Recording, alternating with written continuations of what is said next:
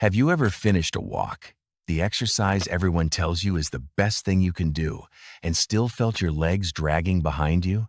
Maybe your calves feel stiff, your ankles start to swell by the afternoon, or you notice a little wobble when you stand up after sitting. You walk, you move, you try your best, yet your body doesn't respond the way it used to. You're not alone in this, and this is not your fault. After we pass 60, the way our muscles fire, the way blood moves through the legs, and the way our nervous system supports balance all become a little slower and a little less responsive. Walking is still great for your heart, your mood, and your joints, but for many people it quietly stops being enough to keep the legs light and strong. In several long-living regions in Asia, older adults don't just walk. They build tiny rituals around their movement, small leg activations in the kitchen, in the park, or at the market that keep their circulation awake all day. In this video, you'll see why your legs can feel heavy even if you walk every day, and you'll learn 3 simple moves that upgrade your daily walk so it finally counts for your deep leg health. Let's start with what's really going on when your legs feel heavy. Walking mainly uses the big surface muscles in your thighs and calves. They swing your legs forward and push you off the ground. They do the obvious work you can see and feel. But underneath those muscles lives a quieter system whose job is different.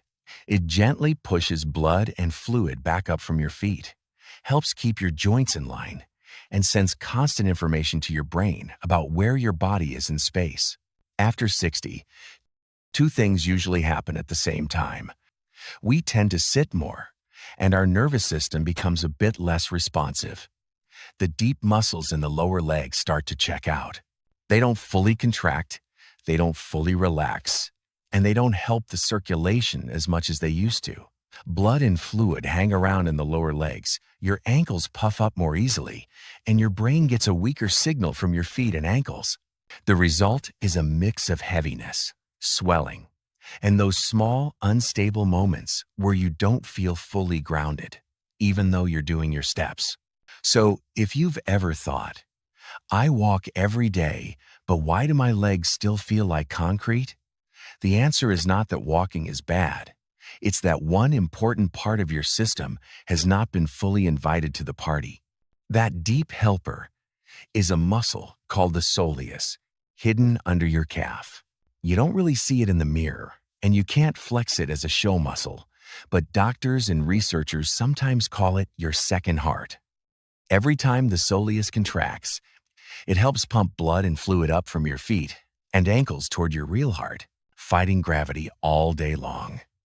It also plays a big role in balance because it works closely with the small muscles and nerves around your ankles. When this muscle is active, your legs tend to feel lighter and more connected to the ground. When it spends most of the day half asleep, you get that dull heaviness swelling around the ankles and a subtle feeling of being less secure on your feet. In many Asian countries, especially in long-living places like parts of Japan, daily life naturally keeps this system awake. People squat more, stand more, climb more small steps, and often do gentle heel raises or stretches in parks or at home. They don't always have a word like soleus, but their habits quietly train it. In modern sitting life, especially in Western cities, we do the opposite. Long hours in chairs, short bursts of walking, and very few deep heel movements mean the big muscles work. But the soleus often only does the minimum. The good news is that you can wake this muscle up on purpose with small, focused movements that fit around the walking you already do. Think of what comes next as a 10-minute upgrade, not a new workout plan. You're going to wrap 3 short moves around your walk. One before, one during, and one after. They don't make your walk longer. They make each step more effective for circulation, balance, and deep stability. It's the same idea you see in Asian longevity cultures. Not one intense session and then hours of sitting, but small, repeatable movements spread through the day. The first move is your kettle routine, a seated heel raise to wake up your second heart before you even leave the house. The second move is a set of tiny, controlled heel pulses you sprinkle into your walk whenever you pause. The third is a bent knee heel raise at your kitchen counter that targets the soleus more deeply than normal walking ever does. Let's walk through each one. Move 1 is the kettle routine, and you can do it while you wait for your tea or coffee. Sit on a sturdy chair with your feet flat on the floor and your knees bent at roughly 90 degrees. Keep the balls of your feet pressed into the ground, and slowly lift both heels as high as you comfortably can. Hold that position for a second or two. Then lower your heels back down with. You're not bouncing. You're moving slowly and deliberately. Aim for 15 to 20 repetitions. Let your shoulders relax and keep your breathing easy. This is not a workout to suffer through. It's a small daily ritual, the kind of calm movement you might see an older person in Japan doing by the window as they start their day. Each lift is a signal to your soleus and to your brain. Wake up, we're going to use you today. It helps move fluid up from your feet, reduces that early heaviness, and sets your balance system on online instead of sleep mode before you even step out the door. Move 2 is your mid-walk upgrade. You do it whenever your walk naturally pauses, at a crosswalk, by a bench, or near a railing. Now stand with your feet about hip-width apart and rest one or both hands lightly on a railing, wall, or bench for balance. Shift your weight gently toward the balls of your feet and begin to lift your heels in a small, smooth motion, then lower them back down.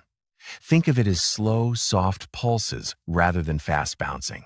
10 to 15 repetitions are plenty before you continue walking, and you can repeat this 1 or 2 more times along your route. These little pulses keep the soleus and calf active through the walk, instead of letting them quietly switch off halfway through. At the same time, they train your ankles to control your body weight with more precision.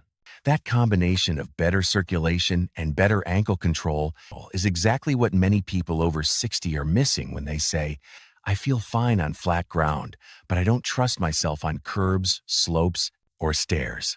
If you've ever watched older adults in cities like Tokyo or Seoul using park rails or steps to do a few calm movements, this is your version of that habit. Move 3 is your counter cooldown, and it happens when you get home.